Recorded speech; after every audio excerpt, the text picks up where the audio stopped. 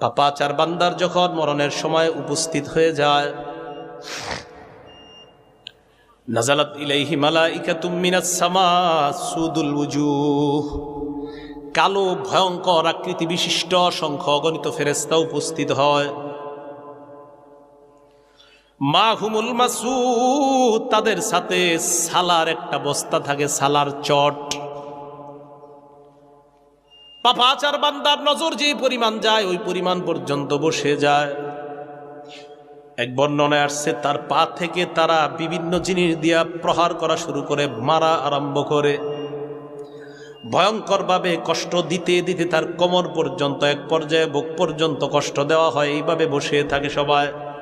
হাত্তা ইয়াজিআ ইলাইহি মালাকুল মাউত, মরণের ফেরেশতা ভয়ঙ্কর আকৃতি নিয়ে তার সামনে উপস্থিত হয়।